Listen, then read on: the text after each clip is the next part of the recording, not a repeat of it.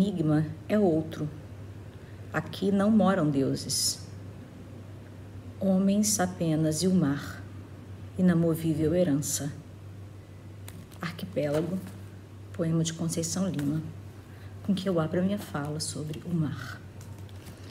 Claramente, essa ideia do mar, do Atlântico, não é uma ideia, não é uma supernova, mas uma ideia que inquieta, sobretudo, pessoas que se decidem por viver em ambientes insulares. O mar sempre perpassa a literatura insular como deve ser, porque o mar também é o lugar de passagem do humano que faz a literatura para um outro espaço em que ele possa sair da ilha. E sair da ilha também é um objetivo de um insular, de um homem ou de uma mulher insular. Muito embora também seja objetivo o retorno a ela. Porque as ilhas sempre deixam marcas. Os sujeitos, homens e mulheres ilhéus, têm uma forma ilhéu de olhar para o mundo, de olhar para os continentes, de olhar para os espaços que aparentemente são maiores do que os espaços em que vivem. Muito embora a geografia não importe nesse sentido, essa metáfora do mar e o mar, ele mesmo, sempre percorrem os caminhos das literaturas, tanto as feitas por ilhéus, quanto outras literaturas também, que podem, vez ou outra, se referir ao mar como um espaço fértil de trocas, de transformações, uma possibilidade de partir e voltar, uma possibilidade de ir para não voltar. O mar traz sempre a sugestão de um oculto que nós não vamos jamais decifrar. O mar, então, nesse sentido, é cheio de mistérios. E os mistérios que ele esconde não são possíveis para nós, humanos, onde quer que estejamos, sabê-los. O mar é um espaço fértil, prenhe de cultura, prenhe de novidades, prenhe de saberes outros que nem imaginamos. Se eu paro para pensar na minha infância em Minas Gerais, eu me lembro do mar como um espaço completamente diferente em que eu ia me divertir e também me expandir junto da minha família. Quando eu penso no mar como uma migrante que sai de Minas para o Rio de Janeiro, eu penso na expansão e na explosão de cores e de ideias que o mar me proporcionou. E o mar continuou me perseguindo durante toda a vida, durante todo o meu caminhar acadêmico, e até hoje me persegue, porque é dele que eu tiro o meu alimento diário. É estando em um espaço em que o mar, às vezes, é muito maior do que a terra, que nós podemos perceber como esse mar age em nós de maneira diferente. Eu não vou ficar só falando de experiências individuais aqui, mas o que eu quero sempre dizer e sempre lembrar que não consigo imaginar qualquer fala e qualquer leitura literária que esteja fora de um espaço individual do pensamento. O espaço individual desse meu pensamento marítimo é que me faz ser uma errante, talvez ser alguém que se sobressai e se ergue e reergue em espaços insulares. E não leiam sobressair-se como ganhar fama ou nome, qualquer coisa disso. Sobressair-me no sentido de conhecer-me a mim mesma. Porque foi num espaço insular, num pequeno arquipélago no Golfo da Guiné, onde eu melhor pude me conhecer. E quem ajuda nesse espaço insular, nessa transformação que é a tentativa de se fazer ou de se auto-reconhecer ou de se fazer uma viagem interna, foi exatamente a poesia. E quando eu falo de poesia, ou quando ouço falar sobre livros, muitas vezes eu ouço a metáfora mar de livros. Isso poderia ser traduzido como um universo quase que inexpugnável de palavras que nos colocam em contato tanto com o mundo em que estamos vivendo, naquele momento em que escolhemos viver, tanto com o mundo que nos extrapola. Ou seja, o mar de livros nos põe em espaços diversos em que nós nunca, jamais pensávamos poder alcançar. Nesse sentido, é que a leitura literária, para mim, em sala de aula, sobretudo, é um espaço repleto de ondas do mar, de brilho nos olhos dos alunos e das alunas que, quando esbarram num texto que lhes toca, que lhes diz algo, talvez eles ou elas não conhecessem sobre si mesmos e si mesmas, é esse brilho que move as ondas desse mar inamovível herança de uma Ilhéu, de uma poeta, de um corpo de mulher que sempre aguarda o mar explodir na varanda. Desse momento da espera, sobretudo, é que emergem todos os desejos e que emergem todas as mazelas que vão aparecer nessa obra gigantesca, porque não é o tamanho do livro que decide o tamanho da obra de arte que ali dentro se faz, dessa obra gigantesca que é a obra de Conceição Lima. No entanto, apesar de Conceição ser, para mim, como um guia, um farol, ou alguém que me toma na mão na escuridão e traz o lampião,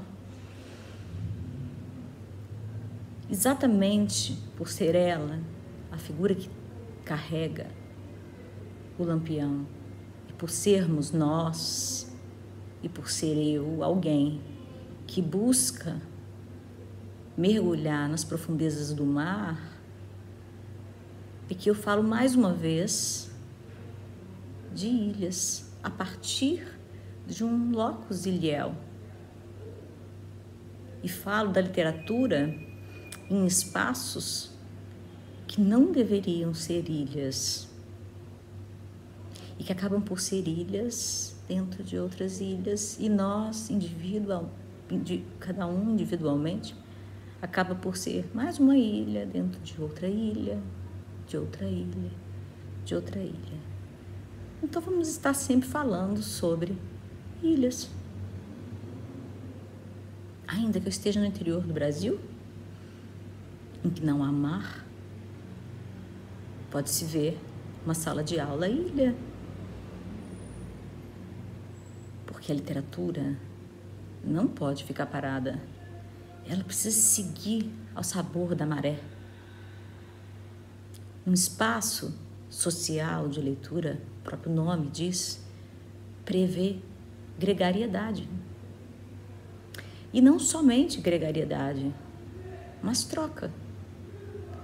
Nenhuma leitura é possível sem que haja trocas. A primeira troca necessária é a troca do leitor com o livro. Eu sempre gosto de lembrar e mencionar uma frase de Jorge Luiz Borges, num livro que tardei a conhecer, chamado Esse Ofício do Verso, em que ele diz que quem acorda o livro é o leitor. Se o leitor tem, ou a leitora tem, a consciência deste acordar o livro e a consciência do poder desse encantamento que é dar vida às palavras que ali estão, tirá-las da obscuridade, tirá-las do espaço somente do papel, trazê-la para um mundo em que se vive de fato. Se nós tivéssemos todos e todas consciência do poder que tem a palavra tirada do seu lugar comum por uma pessoa comum como eu, ou como quem pode estar me ouvindo agora, talvez hoje nós tivéssemos condições de lidar melhor com a nova situação que a gente está no mundo, no próprio mundo em que a gente vive, nesse mundo da pandemia. É impossível falar de literatura, ser professora e pesquisadora, morar em um arquipélago, pesquisar acerca de um outro arquipélago tão pequenino, lá no Golfo da Guiné, São Tomé e Príncipe. É impossível falar desse espaço, deste lugar, né, em que eu enuncio agora a minha palavra, ensaio a minha fala diariamente, constantemente, sem pensar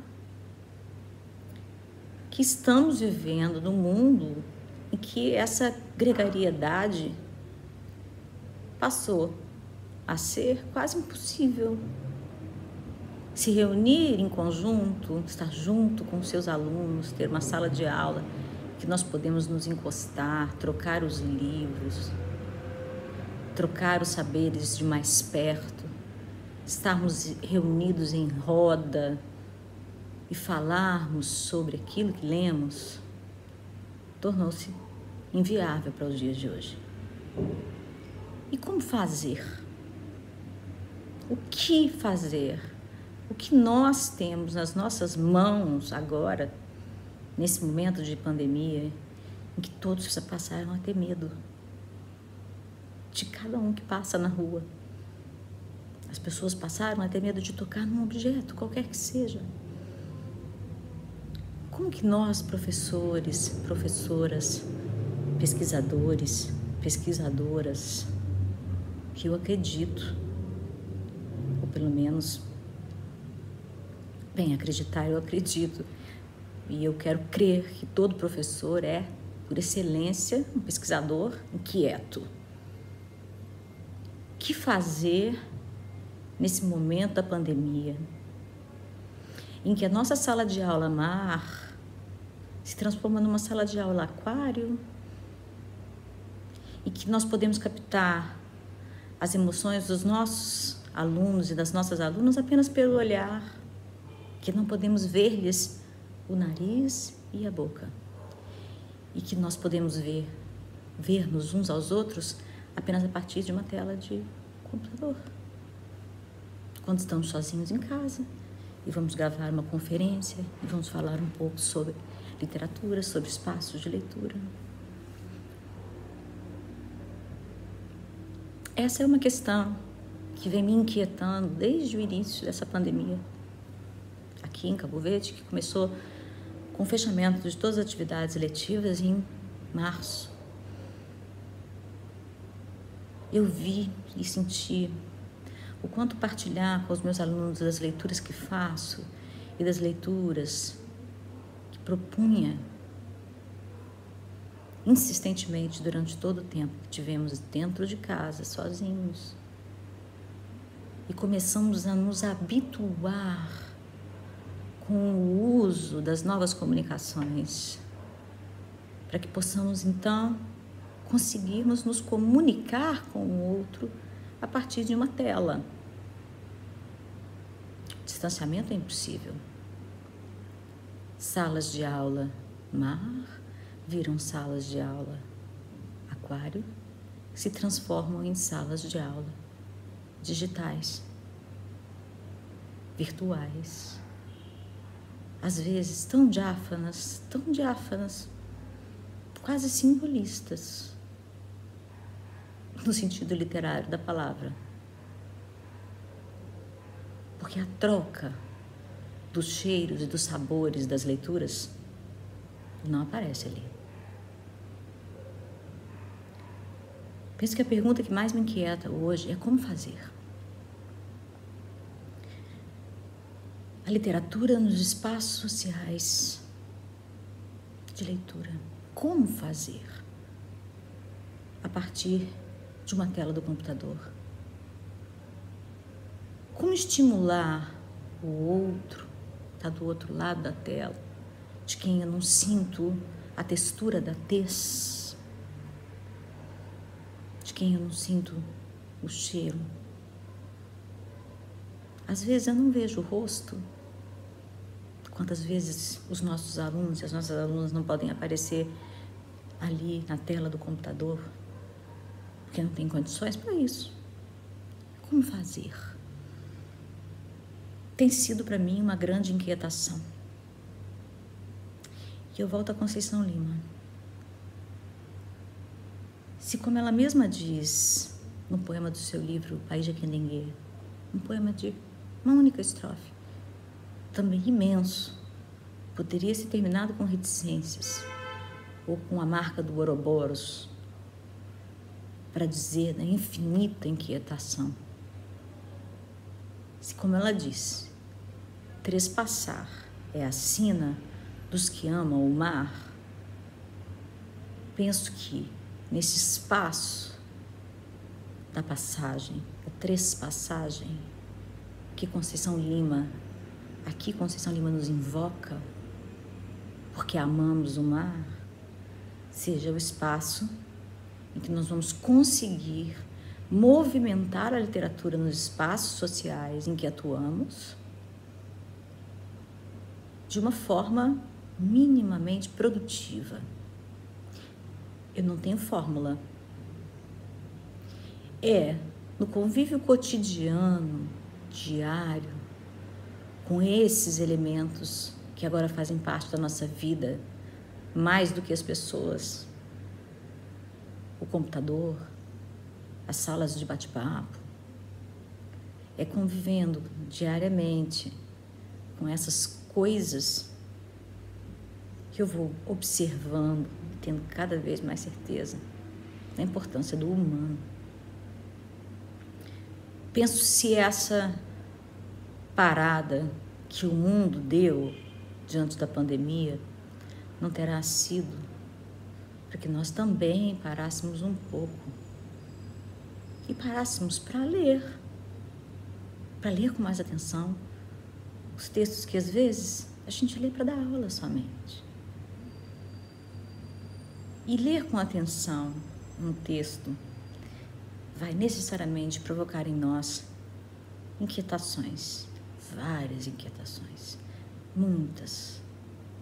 Não vai ter respostas, não vai haver respostas para essas inquietações nunca. Porque é importante também viver com elas. Viver com as inquietações é uma forma de sobreviver.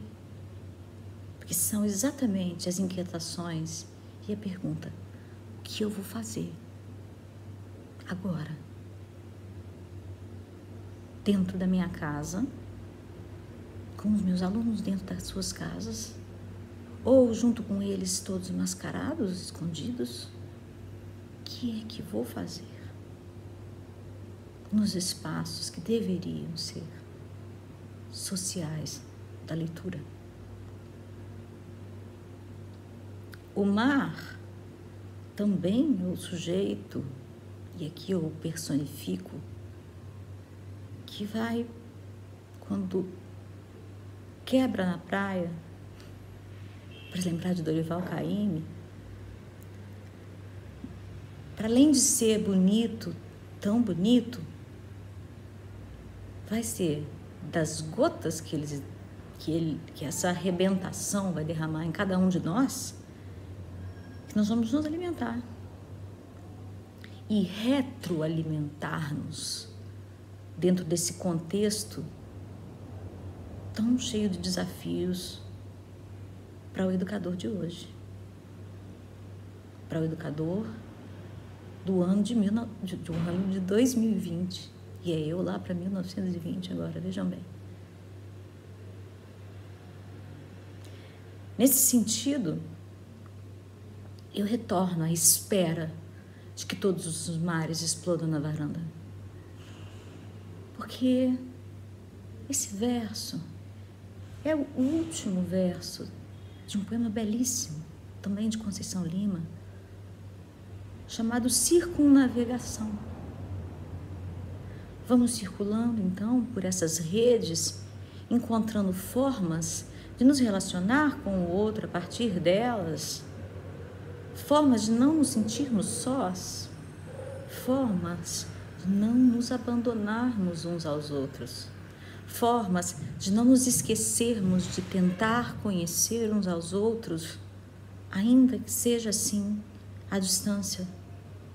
Vamos nadando, navegando em círculos, em círculos, em círculos, como é a vida cíclica, e buscando maneiras de fazer diferente, de tornar diferente a nossa prática pedagógica, sobretudo quando nós estamos lidando com um objeto tão subversivo que é a literatura e ainda mais subversivo que é a poesia.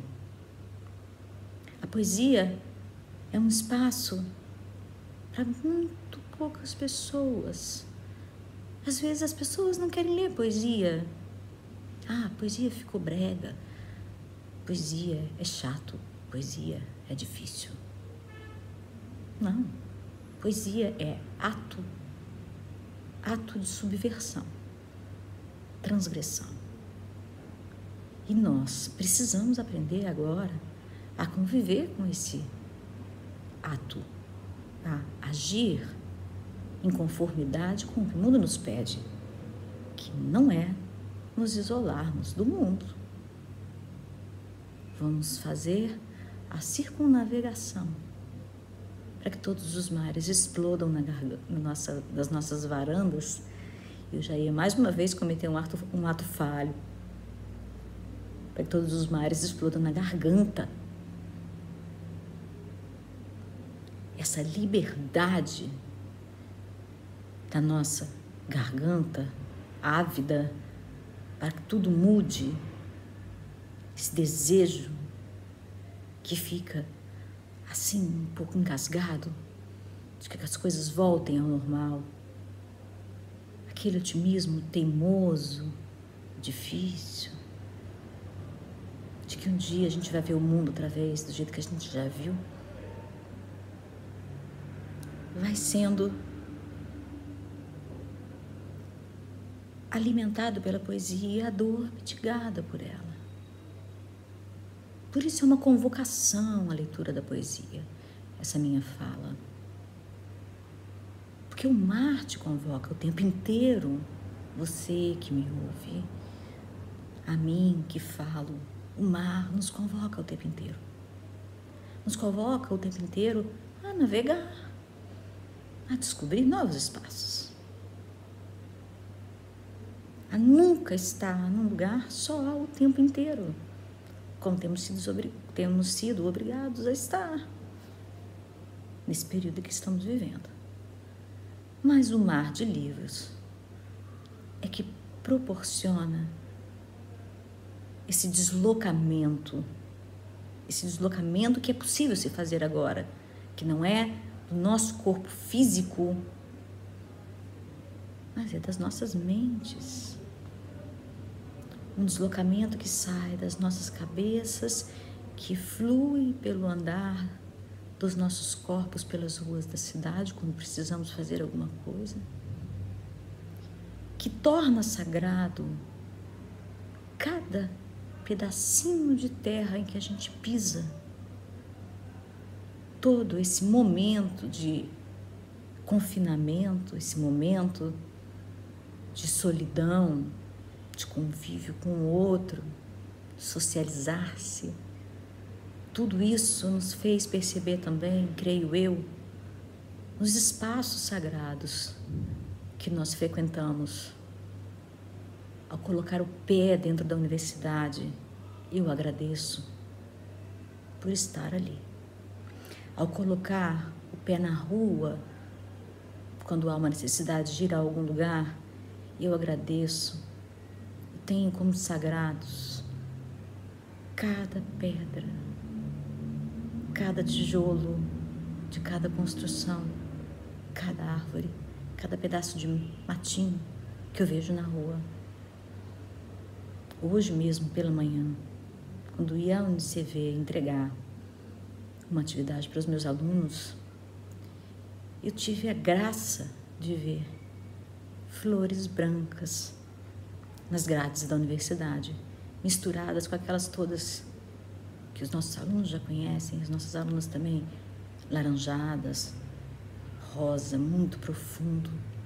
E ali havia flores brancas. E elas me fizeram parar. Eu já ia caminhando com o sagrado do meu lado. Aquelas flores me fizeram parar e pensar. Flores brancas. Essas flores nascem e resistem aqui. Se quando pensamos no branco como a cor da paz, o que nos traz paz, o que evoca uma certa paz, naquele momento eu senti que havia paz no caminho. E quem me guia é sempre a palavra. E é por isso que eu gostaria de falar o circunnavegação para quem me ouve agora. Os barcos regressam carregados de cidade e distâncias. Adormecem os grilos. Uma criança escuta a concavidade de um búzio. Talvez seja o momento de outra viagem. Na proa, de certo, a decisão da viragem. Aqui se engendram alquimias, lentos hinos bordados em lacerações. Sucedem os mortos, a grutas e pássaros de fogo. Rebentos de incômodos recados. O difícil ofício de lavrar a paciência. Acontece a arte da viagem. Tanta aprendizagem de leme e remendo. É quando o olho imita o exemplo da ilha e todos os mares explodem na varanda. Muito obrigada.